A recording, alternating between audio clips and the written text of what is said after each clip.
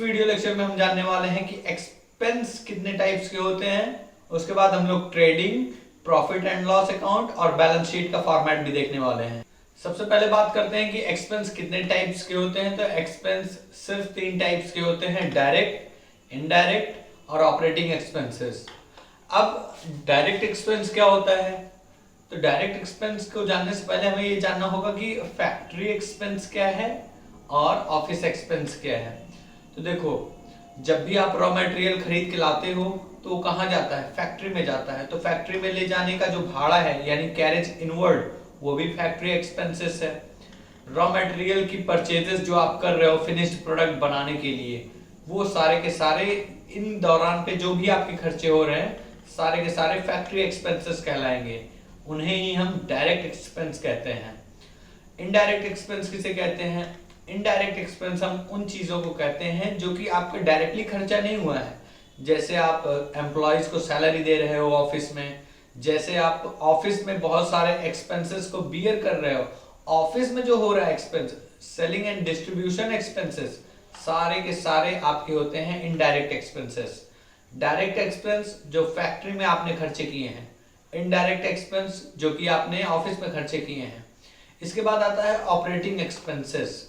Operating expense क्या है? तो बिजनेस को स्मूथली रन करने के लिए जो पैसे खर्च करते हैं आप, उसे ही कहते हैं ऑपरेटिंग एक्सपेंसेस। ऑपरेटिंग एक्सपेंस के बाद आपको पता होगा ऑपरेटिंग प्रॉफिट। तो जो आप टैक्स, इंटरेस्ट और कमीशन पे करने से पहले जितना आपका ग्रॉस प्रॉफिट हुआ रहता है उसको आप कहते हो earning before interest and taxes. इसे ही आप ऑपरेटिंग प्रॉफिट भी कहते हो। अब जानते हैं ट्रेडिंग अकाउंट का फॉर्मेट कैसा होता है। तो अब आप अपनी स्क्रीन पर देख पा रहे होगे ट्रेडिंग अकाउंट का फॉर्मेट, जिसमें डेबिट साइड है और क्रेडिट साइड है। Particular amount. इसमें आप एक कॉलम और भी ऐड कर सकते हो डेट का, अगर डेट मेंशन है आपके क्वेश्चंस में तब।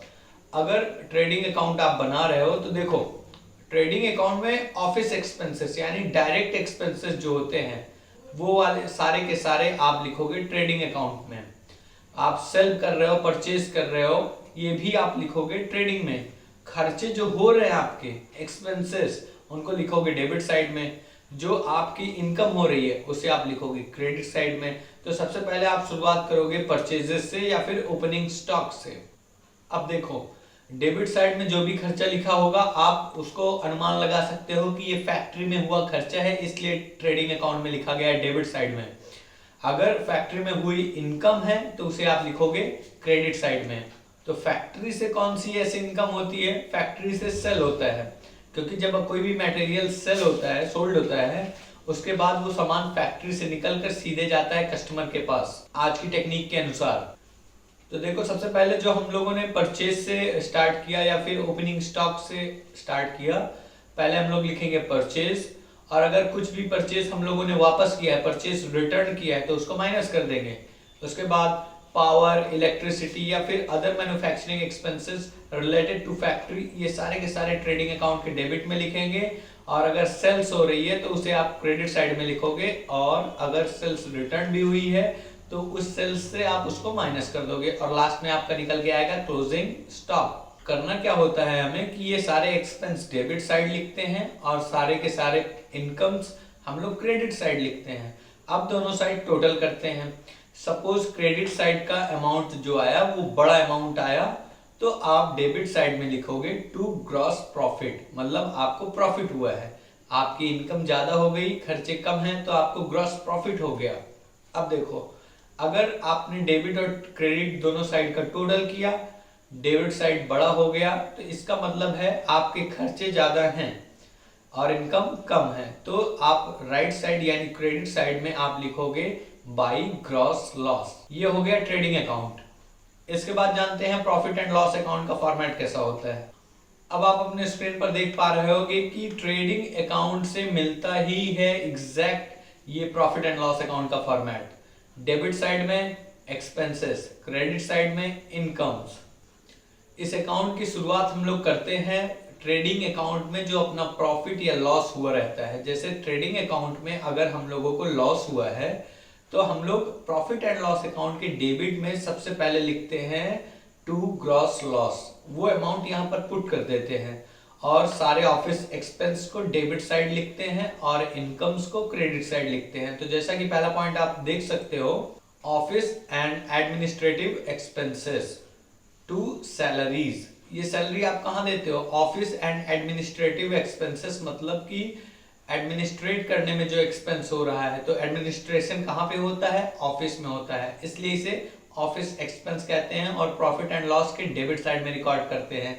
सैलरी भी आप कहाँ पर देते हो? ऑफिस में ही देते हो, फैक्ट्री में नहीं देते हो, इसलिए ये ऑफिस एक्सपेंस में आता है अगर आप किसी की भी सैलरी दे रहे हो तो। वेजेस ट्रेडिंग अकाउंट में आता है, लेकिन salary profit and loss account में आती है, क्योंकि वेजेस आप पर डे देते हो, डेली देते हो, वो लेबर्स का है, फैक्ट्री से रिलेटेड है, इसलिए वेजेस जाता है ट्रेडिंग में और सैलरी आती है प्रॉफिट एंड लॉस के डेबिट में। जैसे आप देख भी पा रहे होगे कि commission, brokerage, insurance, electricity expenses, ये सारे के सारे ऑफिस से रिलेटेड एक्सपेंसेस हैं, इसलिए हम लोग इसे ट्रेडिंग अकाउंट में ना लिखकर प्रॉफिट एंड लॉस अकाउंट के डेबिट साइड में लिख रहे हैं। अब बात करते हैं प्रॉफिट एंड लॉस अकाउंट के क्रेडिट साइड की। अगर ट्रेडिंग अकाउंट में अपने को प्रॉफिट हुआ रहता, तब हम लोग यहाँ पर शुरुआत करते बाई ग्रॉस प्रॉफिट से।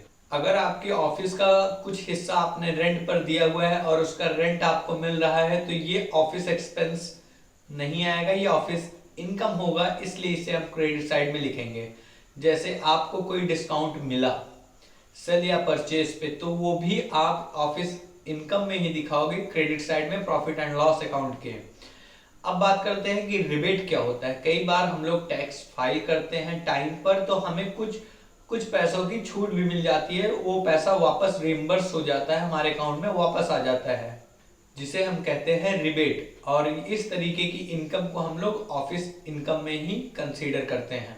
पहले कोई आपका डेटर था जो कि पैसे देने से मना कर दिया था, तो आपने उसको बैड डेप्ट में घोषित कर दिया था, बैड डेप्ट उसको आपने मान लिया था। लेकिन अगर बैड डेप्ट आपका रिकवर हो रहा है, वापस से वो आदमी आके आपको पैसे दे रहा है, तो इस इनकम को आप ट्रेडिंग में नहीं लिखकर प्रॉफिट एंड लॉस अकाउंट के क्रेडिट साइड में ही लिखोगे, क्योंकि ये इनकम ऑफिस में ही मानी जाएगी। अगर ऑफिस स्टाफ को किसी कस्टमर को सर्विस रेंडर करने के बदले कोई फीस मिल रही है, तो वो भी वो ऑफिस इनकम में ही कंसीडर की जाएगी। जैसे आपको डिविडेंड भी मिल रहा है अदर कंपनी से, तो डिविडेंड रिसीव्ड, आपको डिविडेंड मिल रहा है, तो इसको भी आप ऑफिस इनकम में ही ट्रीट करोगे। आपके बिजनेस में बैड डेप्ट हो रहा है, आपको एक्सपोर्ट ड्यूटी पे करनी पड़ रही है, आपको किसी भी तरीके का डोनेशन या चैरिटी पे करना पड़ रहा है, तो ये सारे के सारे खर्चे आप प्रॉफिट एंड लॉस अकाउंट के डेबिट साइड में ही लिखोगे।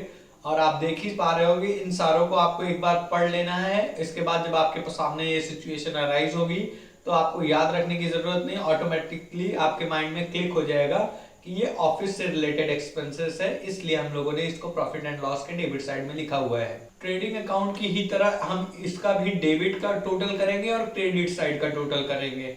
क्रेडिट साइड का अगर टोटल बड़ा है, तो यानी कि हमारी इनकम ज्यादा हुई है, तो हम लोग को प्रॉफिट हुआ है, तो हम लोग डेबिट साइड में करेंगे टू नेट प्रॉफिट, क्योंकि ये नेट प्रॉफिट है बिजनेस का। इसके पहले जो था उसमें टैक्स वगैरह हम लोगों ने नहीं पे किया था या इंटरेस्ट वगैरह नहीं पे किया था।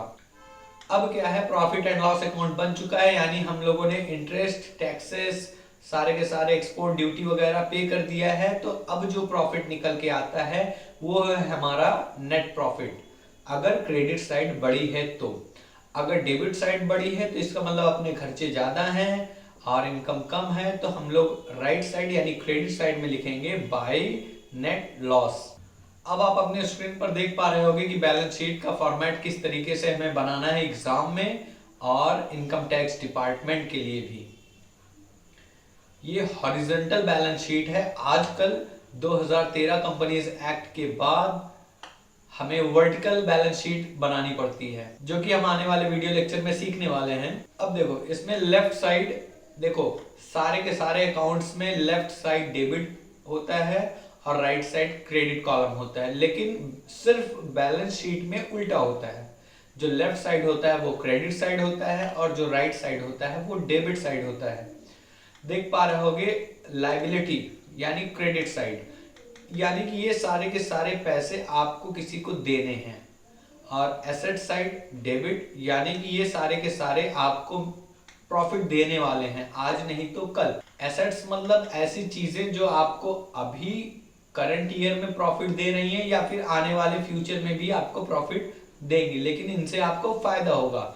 लायबिलिटी साइड जो है उससे आपको नुकसान होगा, जैसे आपका लोन दिख रहा है, यानी ये लोन आपको पे करना है, तो यानी आपके कम प्रॉफिट में नुकसान होगा, आपका प्रॉफिट कम होगा।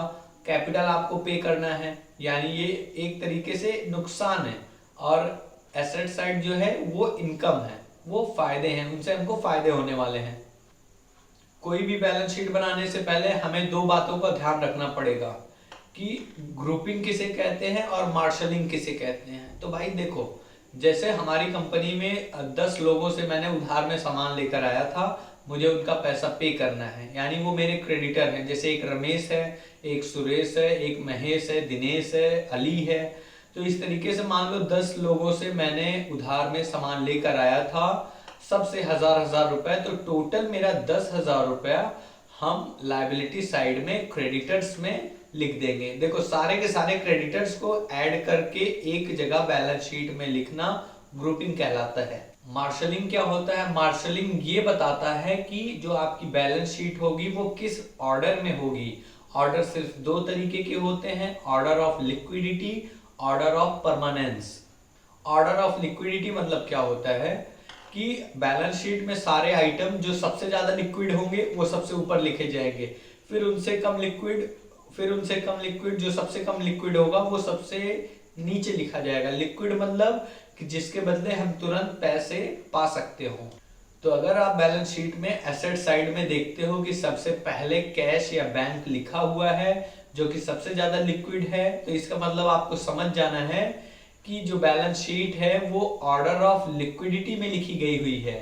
और अगर यही एसेट साइड में अगर सबसे लास्ट में कैश या कैश इक्विवेलेंट्स लिखा हुआ है, तो इसका मतलब ऑर्डर ऑफ परमानेंस फॉलो कर रही है आपकी अकाउंटिंग टीम। इस चैप्टर में आने वाली सभी एडजस्टमेंट एंट्रीज को हम लोग अगले वीडियो लेक्चर में देखने वाले हैं। साथ ही साथ हम लोग ये भी देखने वाले हैं कि जो छोटे छोटे एक्सपेंसेस और एक्सपेंडिचर में डिफरेंस क्या है, और कैपिटल एक्सपेंडिचर, रेवेन्यू एक्सपेंडिचर और डिफर्ड रेवेन्यू एक्सपेंडिचर में डिफरेंस क्या है, कमीशन की ट्रीटमेंट कैसे करते हैं मैनेजर की।